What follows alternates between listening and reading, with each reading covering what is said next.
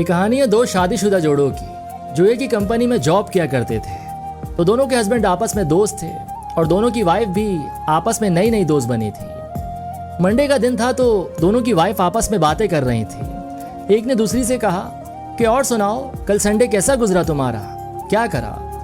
तो दूसरी बोली जैसा तुम्हारा गुजरा होगा, काम ज्यादा होने की वजह से संडे भी ऑफिस में ही थे। घर आए, जल्दी से नहाए, 3 मिनट में खाना खाया और आते ही सो गए। तो पहली बोली वो तो मेरे हस्बैंड भी ऑफिस में थे तुम्हारे हस्बैंड के साथ, लेकिन मेरा दिन बहुत जबरदस्त गुजरा। ये घर आए तो मुझे खाने के लिए बाहर ले गए। खाने के बाद हमने लंबी वॉक की। जब हम घर आए तो हमने सारे घर को कैंडल से रोशन किया, बहुत मजा आया। ये सब बिल्कुल एक ख्वाब जैसा था। दूसरी ने सुना तो दिल ही दिल में उदास हो गई और उसने घर आकर अपने हस्बैंड से झगड़ा कर डाला। अगले दिन उसके हस्बैंड ने ऑफिस में दूसरे हस्बैंड से पूछा कि तेरा संडे कैसा गुजरा था? तो उसने उसकी बात को काट दिया और बोला कि पहले तू अपना बता। तो उसने कहा कि बहुत अच्छा, मैं घर गया तो हमेशा की तरह खाना मेज पर लगा हुआ था, बाल्टी गर्म पानी से भरी हुई थी, नहाकर थोड़ी थकन उतरी और खाना खाया और खाते ही सो गया। चल भाई अब अपना भी बता दे। तो बोला बहुत खुश नसीब है तू, मेरा संडे मेरे लिए बहुत मुश्किल था। मैं घर गया तो खाना भी नहीं पका था क्योंकि मैंने बिजली का बिल अदा नहीं किया था, तो घर की बिजली कटी हुई थी।